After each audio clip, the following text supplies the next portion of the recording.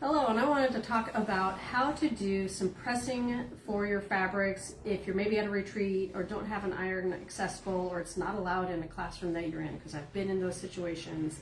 And I know sometimes it's nice to have something that will give you a nice flat seam without a lot of struggle. So, I mean, there's always the option, you can finger press, right? Not as much fun, but you know, that's just where you're opening it up and using your fingers, pressing it.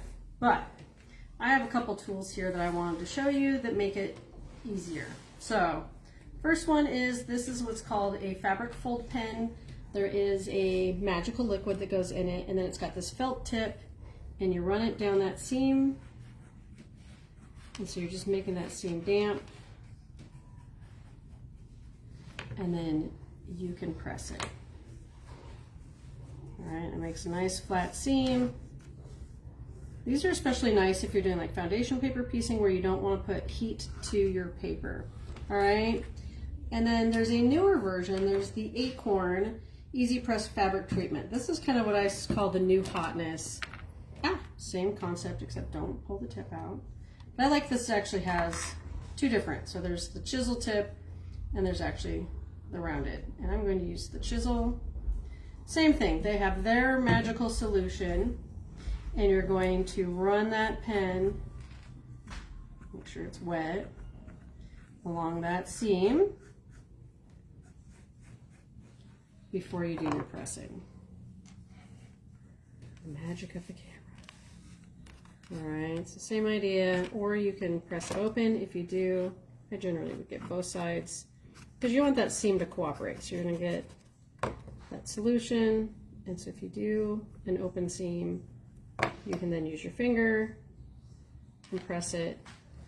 And I would do just like I do with ironing, is I would press both sides. So I would press the inside of the seam and the outside of the seam. And same would go for the fabric fold pen. You would just get both sides if you wanted to press it open and do that. Now, if you don't want to deal with liquids, getting it wet, especially, you know, sometimes, like I said, you can do it for foundation paper piecing, but if you don't want your paper wet, then the seam roller. So the Violet Craft seam roller is one of my favorites. It's just a nice sturdy one. The wheel moves smoothly. And so depending how you want to press, I would fold it open and then just roll the seam roller across the top. And you get a nice flat seam, or if you want an open seam, same thing. Open it up. And then I just do short little strokes to begin with, to get it flat and open. And as you can tell, it likes to fold one way a little bit easier than open.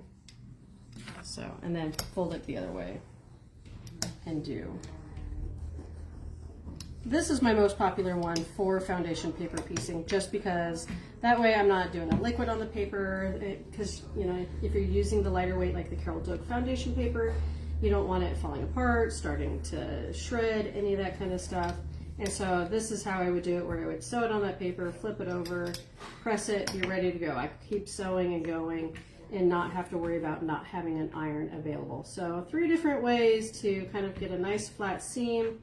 As always, you know, test them out, see what you like.